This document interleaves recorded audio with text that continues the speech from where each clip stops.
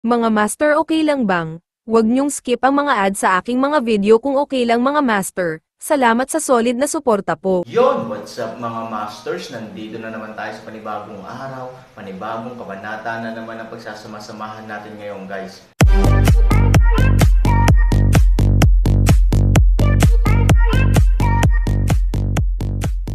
Bali mga masters, kung bago ka pa lang po sa aking YouTube channel, please click the subscribe button, lalong-lalo na po yung notification bell guys, para maging connected pa rin tayo sa isa't isa at maging updated kayo sa mga susunod ko pang video. Bali mga masters, bago natin umpisahan ng kwento ay mag-shoutout po muna tayo para sa mga solid nating tagapakinig. Shoutout kay Samuel Marabia. Shoutout kay Leomer Pabol. Yun na nga mga masters, no? Bali hindi na ito patagalin. In 3, 2, 1, let's go! Maganda ang panahon. Naramdaman niya ang paghampas ng simoy ng hangin sa kanyang mukha, hindi niya napigil ang mapabuntong hininga. At malinaw naman, sino pa ang maaaring lumitaw dito sa figure maliban kay Han Sanchen. Pagkatapos ng ilang mabilis na acceleration, hindi lamang niya madaling naalis ang mga humahabol sa dalawang hanay, ngunit gumawa din ng isang malaking bilog at direktang lumapit sa hilagang gate ng lungsod mula sa kabilang panig. Dahil sa sobrang bilis ng galaw at sobrang bangis ng galaw, walang biglang nabato sa likod niya. Bihirang makita si Han Sanchen na gustong talunin si Han Sanchen ng mabilis. Mga kapatid ng Polar Bear Legion, salamat sa iyong pagsusumikap. Ayoko rin, pero ang tanging paraan ay ang palibutan si Wei at iligtas si Zhao. 30,000 magkakapatid, kahit na ang isa sa kanila ay sinakripisyo ng random, si Han Sanchen ay nasa sakit, kung hindi ay hinayaan sila ni Han Sanchen na maningil sa halip na umatras sa sandaling dumating ang mga lalaking nakaitim. Ngunit ang kakayahan at bilang ng mga lalaking nakaitim ay higit pa kaysa kay Han Sanchen, at imposibleng mailigtas niya ang buhay ng kanyang kapatid.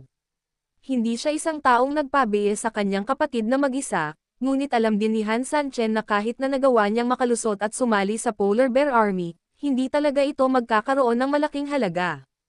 Hindi lamang maliligtas ang alinman sa dalawang partido, sa kabaligtaran, dahil nagsama sila, madali silang maaga ng iba, at sa huli ay namatay na lang sila ng walang kabuluhan. Sa makatuwid, talagang imposible para kay Han Sanchen na gawin ang ganoong panandali ang lagnat at sirain ang lahat. Pagkatapos ng maraming deliberasyon, nagpasya si Han Sanchen na matuto mula kay Ivory. Ang paglalaro ng trick ay halos pareho, pinalibutan si Wei at iniligtas si Zhao. Ang partikular na gameplay ay napakasimple din. Sa sandaling gumawa ka ng kilos na tumakas, ang mga taong iyon ay hindi maaaring hindi magpahinga sa kanilang sarili. Dahil mayroon silang mas mahalagang gawain upang suportahan ang Underground Dragon City, kaya hindi nila hahabulin ang kanilang mga sarili. Sa ganitong paraan, kasabay ng kanyang sariling kakayahan, naniniwala si Han Sanchen na kung gagawin niya ito, tiyak na makakalagpas siya sa pagkubkob. Gayunpaman, pagkatapos na makawala sa pagkubkob, hindi agad pumunta si Han Sanchen upang suportahan si Ivory. Simple lang ang dahilan, kung ano ang may isip niya, iisipin din ng kalaban. Sa sandaling magpakita ako upang suportahan sila tulad ng iniisip nila, sa katunayan, ito ay magiging katulad ng pagsuporta sa Polar Bear Army ng mag-isa, at ang pagnanakaw ng mga manok ay hindi mawawalan ng pera. Nais ni Han Sanchen na lumikha ng isang huwad na anyo, at pagkatapos naganap na linlanggan ang grupong ito ng mga tao, gagawa siya ng isa pang marahas na aksyon. Sa pag-iisip nito, malamig na ngumiti si Han Sanchen. Kaagad pagkatapos, direkta niyang pinakawalan ang matako ng kasamaan. Ngayon lang niya tinulungan ang sarili niya, nasugatan na naman ang lalaking ito. Gayunpaman, si Han Sanchen, pagkatapos na nakawin ang bayan ni Angelica sa Golden City, ay muling itinuturing na mayaman at makapangyarihan. Sa makatuwid, hindi mahalaga kung ang matako ng kasamaan ay nasugatan. Babayaran kita, bawian mo yan. Sa sandaling bumagsak ang mga salita, direktang nakuha ni Han Sanchen ang isang tumpok ng ginto, at pagkatapos ay direktang itinapon ito sa harap ng masamang tao tay. Tinapik ang balikat ng lalaking ito, sinabi ni Han Sanchen, ngayon sa panahon ng digmaan, mas marami ang mga kaguluhan, at alam kong nagkamali ako sa iyo kapatid. Gayunpaman, wala talaga akong ibang paraan. Maaari mong kainin ang lahat ng gusto mo gamit ang gintong ito. Bagamat, ang masamang kaalaman na si Tao Tai ay hindi makapagsalita, Pagkatapos na makasama si Han Sanchen sa mahabang panahon, alam na alam din ni Han Sanchen na ito ay napakatao, kahit na napakatalino. Tumingin ito kay Han Sanchen gamit ang isang mata ng matagal, at tila labis na nagulat sa ginagawa ni Han Sanchen. Kahit na si Han Sanchen ay hindi karaniwang malupit sa kanyang sarili, ito ay dapat na isang minorya kapag siya ay biglang naging mapagbigay. Ang mga mata ng masamang mata ko ay tila nagtatanong kay Han Sanchen, ang malaking tambak ba ng ginto ay isang break-up? Let's eat, it's not a break-up meal. Actually, I want you to do me a favor. Nang marinig ito, mas gumaan ang pakiramdam ni Tao Tai, bagamat alam niyang tiyak na hindi ito abalang trabaho, ngunit ngayon ano ang magagawa niya? Nang makitang kumakain ng lupa ang masamang mata ko, nagpakita rin si Han Sanchen ng mabait, ng ngiti na parang matandang ama sa kanyang mukha. Little Tao Tai, maging matagumpay man ang misyon na ito o hindi, maaasahan kita. Gusto mong maglaro ng balat ng baka, tapos siguradong magiging matagumpay tayo sa pagkakataong ito, at magiging blockbuster. Kung malalanta ka, shit, malas ako sa iyo, baka, maging break-up meal na talaga ang kainan na ito. Biglang napatigil sa pagkain ang evil gluttony, dahil bigla nitong napagtanto na hindi na masarap ang pagkain sa harap nito. Nang makitang huminto sa pagkain ang masamang mata ko dahil sa kanyang mga salita, napahiya si Han Sanchen. Pagkatapos ng lahat, ito ang numero 1 foodie sa mundo, at para dito, walang mas mahalaga kaysa sa pagluluto. Pero kahit siya. Hoy, mabilis na ngumiti si Han Sanchen. Kumain, kumain, kumain, kumain ka.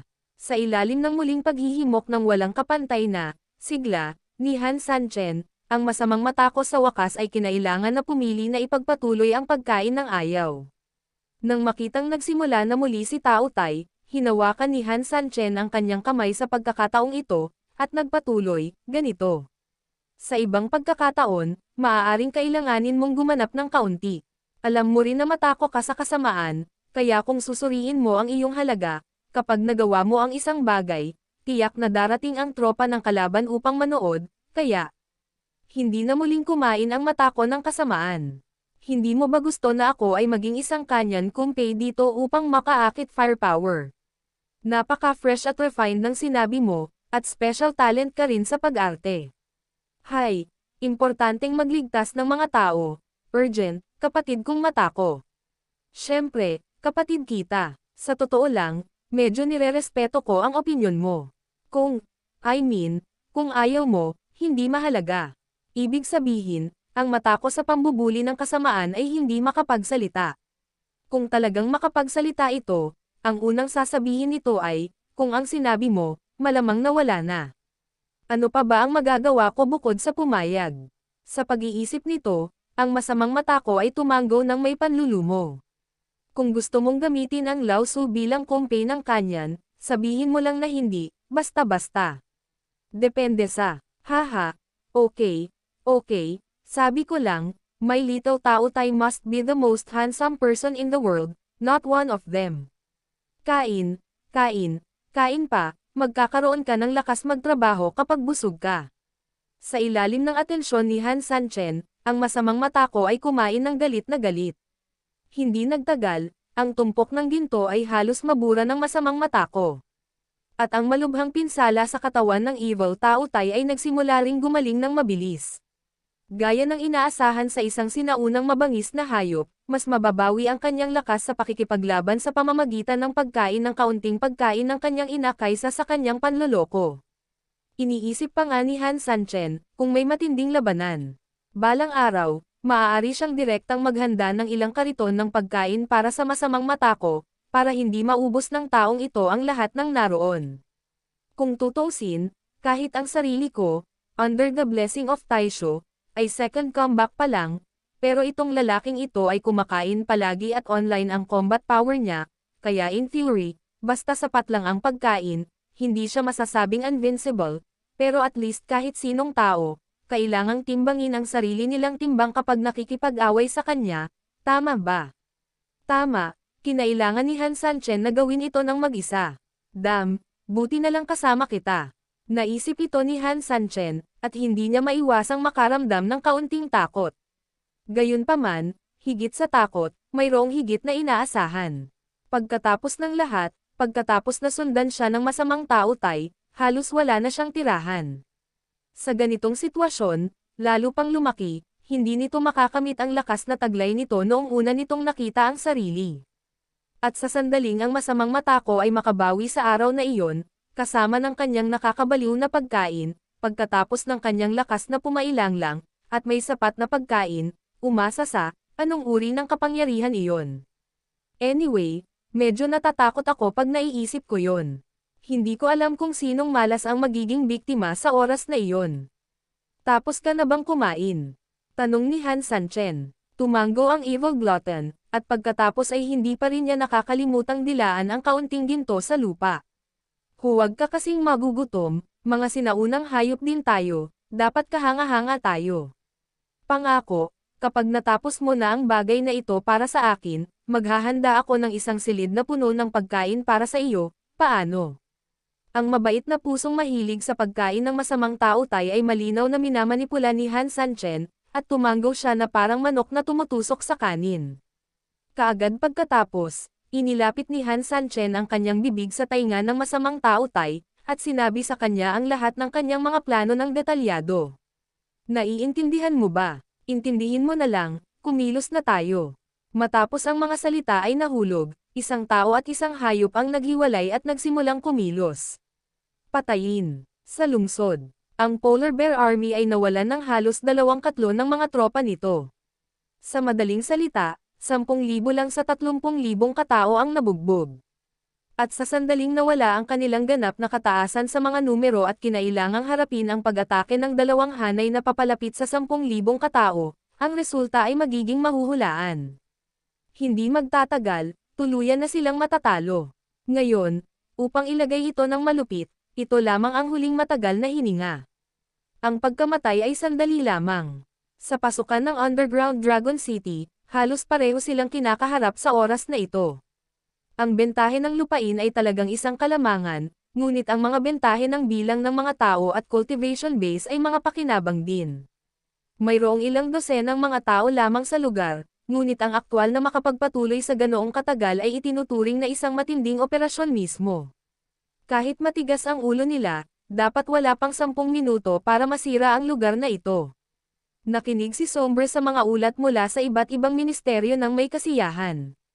Sa madaling salita, pagkatapos ng higit sa 10 minuto, ang mga hindi mahipo ng hukbo ng Polar Bear ay maaaring patayin, at ang Underground Dragon City ay maaari ding sirain. Sa oras na iyon, ang lahat ng mga sitwasyon ay nasa ilalim muli ng kanyang kontrol. Bagamat medyo nakakainis ang proseso, medyo nakaka-depress din. Ngunit sa anumang kaso, ang pagtatapos ay nasiyahan sa kanya. Elder, magpapatuloy ba ang ikatlo at ikaapat na hanay na ituloy si Han Sanchen? Tanong ng isang subordinate. Bahagyang ngumiti si Heying. Siyempre, bilang isang aso sa tubig, kailangan mong bugbugin siya. Ngayon na halos putulin na natin ang kaliwat kanang braso ni Han Sanchen, bakit hindi natin patayin ang hanggal na ito? Tama ang matanda, napakaraming problema talaga ang naidulot ni Han Sanchen sa atin. Sa pamamagitan lamang ng paghuli sa kanya at pagpapahirap sa kanya ay maiibsan natin ang ating puot. Tama, at kinuha na ng lalaking ito ang lahat ng kayamanan ng walang kwentang Angelica na iyon. Ngayon ay parang mobile treasury. Kailangan lang natin siyang patayin, Emph. Isang grupo ng mga tao ang malayang nag-uusap, at si Sombra ay hindi nakakaramdam ng anumang kawalang kasiyahan. Sa katunayan, kumpara sa sinabi ng kanyang mga nasasakupan, mayroon siyang mas mahalagang dahilan para patayin si Han Sanchen. Kumuha ng credit, ito si Han Sanchen, bukod dito, minsan ay kinuha niya ang Chanmo Castle para sa sarili niyang gamit. Sa makatuwid, sa sandaling mahuli niya si Han Sanchen, madaling isipin kung gaano siya nag-ambag. Pagbawi sa lungsod at pagpatay sa malaking taksil gamit ang kanyang mga kamay, sino mang makakakita sa kanya ay magbibigay ng kanyang kredito sa isang thumbs up. Bahagyang kinuha ng subordinate ang utos, ngunit bago umalis, ibinaba pa rin niya ang kanyang ulo, at sinabi, gayunpaman, matanda, kung ang ikatlo at ikaapat na hanay ay kinakailangan na magpatuloy, ang kanilang saklaw ay maaaring mapalawak. Nangangahulugan ito na ang ikatlo at ikaapat na hanay ay hihilahin papalayo. Kung tutuusin, napakalaki ng Chanmo Castle, kapag naitaboy ang ikatlo at ikaapat na hanay, hindi na pwedeng umatras sa loob ng maikling panahon. Ano ang kinatatakutan mo? Kanina lang sinabi ng matanda na si Han Sanchen ay isang aso lang sa tubig. Huli na para makatakas siya ngayon. Sa tingin mo ba ay kaya pa niyang mag-counterattack? Oo, kung mag-counterattack siya, dapat mag-counterattack ang gang of bullshit bears niya kapag marami pa ang tao. Ngayon, grupo ng mga namamatay na tao, ano pa ba? You'd better go honestly. Nang marinig ito, hindi agad umatake ang nasasakupan, ngunit tumingin sa matanda. Malinaw, ang kanyang huling desisyon ay binibilang-bilang isang desisyon. Bahagyang ngumisi si Heying. Sa katunayan, ang mga salita ng kanyang mga nasasakupan ay karaniwang kumakatawan sa kanyang kahulugan. Ang dahilan kung bakit hindi siya nakasagot agad ay dahil sa tiwala niya sa nasasakupan na nasa harapan niya. Ang sinabi niya ay hindi ganap na hindi makatwiran. Ang dalawang kolom ay hinayla palabas, at sa sandaling bumalik si Han Sanchen mula sa counterattack, ang kanyang panig ay talagang maikli ang kamay. Gayunpaman, sa kasong iyon, mayroon din akong tatlong mga haligi, sa kabuuan na higit sa 10,000 mga kabayo. Boom! Ngunit habang nag-iisip ang itim na anino, isang napakalakas na pagsabog ang biglang umalangaw-ngaw mula sa hilagang gate ng lungsod sa di kalayuan, at ang apoy ay tumaas sa kalangitan, na agad na nagliwanag sa buong kalangitan sa gabi. Ang malaking pagsabog ay nagparamdam kay Sombra na bahagyang yumanig ang lupa. Over there is, may sumimangot, maraming pagdalaw sa hilaga ng lungsod, parang, may nangyari. Ang kapangyarihang ito ay walang kapantay sa iba. Pwede ba? Biglang nagmulat ng mata ang lahat. Han Sanchen. Ito ay Han Sanchen, dapat ay si Han Sanchen, ang taong ito ay gustong tumakas mula sa North Gate. Tama, maliban sa kanya na maaaring gumawa ng ganoong kalaking kaguluhan, walang iba, at, sa hilaga ng lungsod. Nang marinig ang nag-aalalang boses ng kanyang mga nasasakupan, sa sandaling ito, biglang tumingin si Soying doon. Yun na nga mga masters, no? Bali panibagong kabanata na naman yung natapos natin ngayong gabi. Muli, maraming salamat po talaga sa walang sawang suporta po sa aking YouTube channel na talagang inaabangan nyo po ang bawat upload ko po. Bali mga masters, magkita-kita ulit po tayo bukas ng gabi at ngayon po ay magpapaalam po muna tayo. Bali mga masters, bye-bye!